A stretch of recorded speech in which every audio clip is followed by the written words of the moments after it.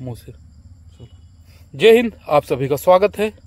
मैं केसर छत्तीसगढ़िया, मित्र सहयोगी मेरे कैमरामैन अजीत जायसवाल जी के साथ। हमारा लक्ष्य सांपों को लेके अंधविश्वास को दूर करना, जिसका फायदा ये होगा कि लोग सांपों को समझ पाएंगे और अंधविश्वास और अज्ञानता में जो लोगों की जान जा रही है उसमें हम अंकुश लगा पाएं। तो दोस्तों, संभव हो तो हमारे वीडियो को शेयर किया करें। अभी जो हमारे हाथ में है ये कॉमन कुकरी है।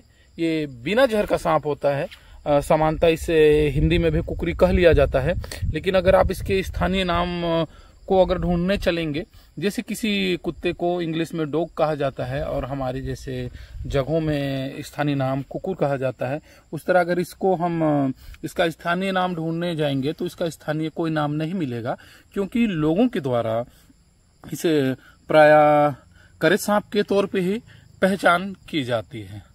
और ऐसे सांप जिनमें जहर नहीं है और हम उसे जहरीला समझते हैं, उसके काटने के बाद हम झाड़ फूक कराते हैं, तो स्वाभाविक सी बात है कि हमारा जो विश्वास है झाड़ फूक के प्रति बढ़ता ही जाएगा।